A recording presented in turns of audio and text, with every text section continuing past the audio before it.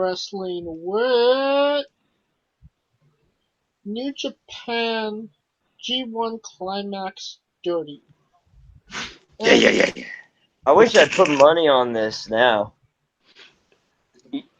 You know what's funny? The field is clear. Yeah, we know what we wrestle with, Jake. No, just I'm just fucking with you. But yeah, I wish in hindsight that I had put money on my prediction.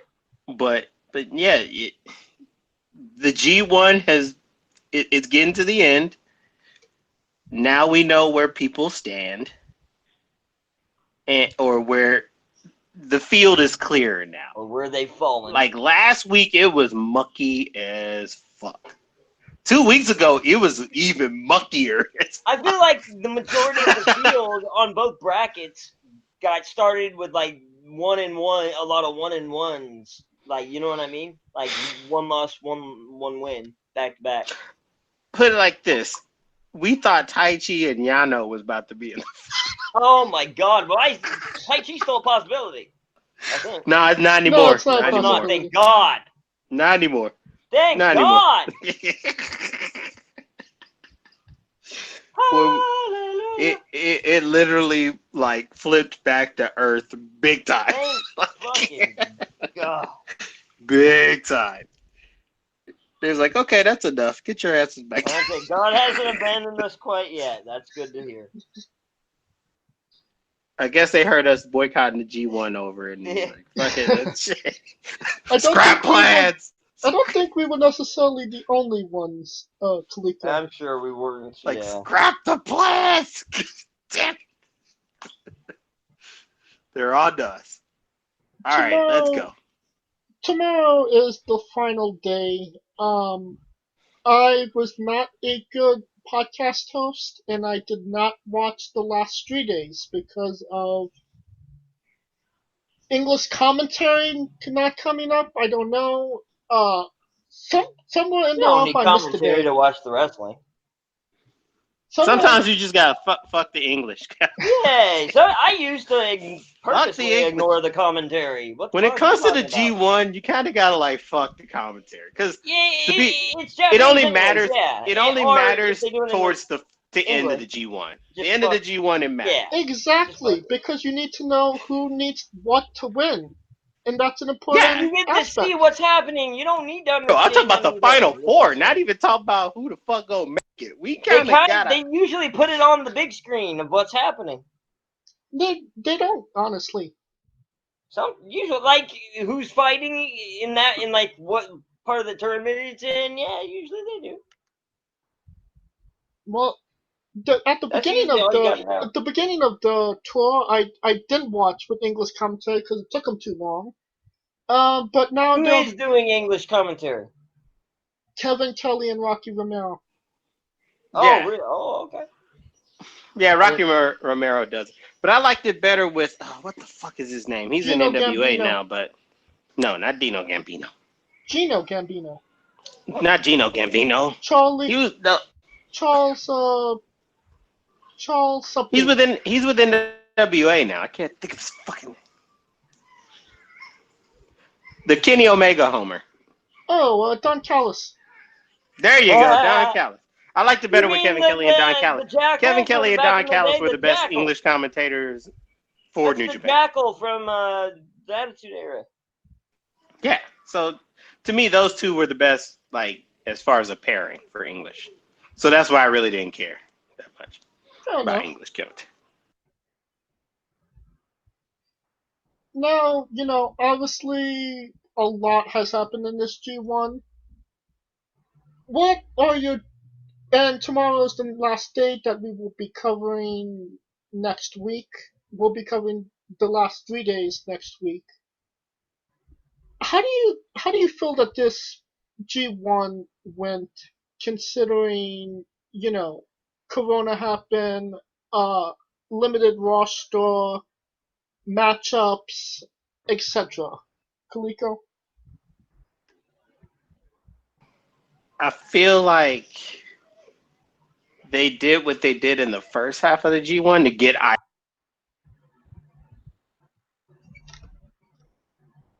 Can you hear me now? Yes. I don't know. That's weird. Everything just blacked out. I thought my power went out. I felt like the mafia was coming. The G1 mafia was coming after me. But it. Roppongi Vice is coming out. But I have to say Yakuza once a show. Exactly. But the first half of the G1 was to get the eyeballs on it. Because when you looked the last thing see, they're trying to get me. Because when you look at the G1 and you look at the field, the last thing you would have saw after the first 3 weeks would have been like Tai Chi and Yano at the top. Oh my god, I know. So it was like the eyeball of the year type shit. That was frustrating me. I didn't want to watch that shit. It was, people's blood pressure was rising. Yeah, that was pissing me off. But as the G1 they have him going with Sonata. What the fuck are they thinking? As the G1 progressed, the real contenders showed up at the end, and now we already know. Well, James doesn't know, but we know who the finalists or who has the best shot of getting it. Yeah. So, for James' sake, I will go over this. In the A block, the only 4 people that can make it is either Kota Ibushi, Jay White, Okada Rainmaker, and Will Ospreay. Will Ospreay needs help because he needs Kota or Jay to lose because he owns the tiebreaker over Jay, obviously. Okay. So Ospreay needs some help, but he's there. He needs to win his match and needs some, Ibushi and or Jay White to lose. So that's how that goes. Block B, Naito. It's Naito, Evil, and on the outside you got Zack Sabre Jr. and Sonata, but they need Evil or Naito to kind of slip, but I feel like Evil and Sonata made a comeback then. I feel like Sonata would need Naito to slip because Sonata owns the tiebreaker. Do we have the finish of B block? Is B block determined already, or is that tomorrow or today? It's today. I think okay, it's today. So we haven't watched that. There's no spoilers if we say things. Not that I know. Now. Sonata? Don't quote me, boy, because I ain't saying shit. But Sonata has a good chance of in the hood. Considering he started from where he started, the fact he has a chance is a fucking miracle in itself. Because that dude got shitted on. He lost to Yoshi, bro. And then the next day he beats Naito. And then the next day he beats Naito. Think about that. Like, that's a fucking roller coaster. They're both fucking jokes. You lose to Yoshi, and then the next night you beat the number 1 guy in New Japan. Like, God damn it, man. It's not every day that New Japan does something that makes absolute no sense. Right? But I feel like Sonata's path was Naito's path last year. In a sense that because Sonata can sometimes get to the point where he's not taking people seriously. Well, he came out strong. It seemed like he was more on fire than he usually is. Those first couple nights. Yeah, but being on fire and that resulting in the wins is 2 totally different things. Sure. Shit, the Miami Heat was on fire. That didn't mean that they were going to win the fucking game. So, I mean, that's where Sonata was. But I think he did his best with his back against the wall. And the fact he got more points than Yoshihashi, and the fact that Yoshihashi's last, makes my fucking heart swell like no other. But But yeah, Sonata's still there. Zack Sabrier's still there. I feel like I feel like they have the shot, but I feel like Naito and Evil is going to be the guys that make it out that block anyway. My issue is more with who's going to be the gaijin between Jay White and Will Ospreay, because I feel like Ibushi's the defending champ. They always put the defending champ to at least make the finals. Right. It's who's going to be that second person to fight Ibushi in the semifinals. And that's where I think, as much as we love Okada, I don't think he's going to make it. I think it's going to be either Jay White or Will Ospreay. You just spoiled it. I know that Okada didn't make it. You said that already. No, he's in third place. He's 6-2. So hypothetically, he could make it.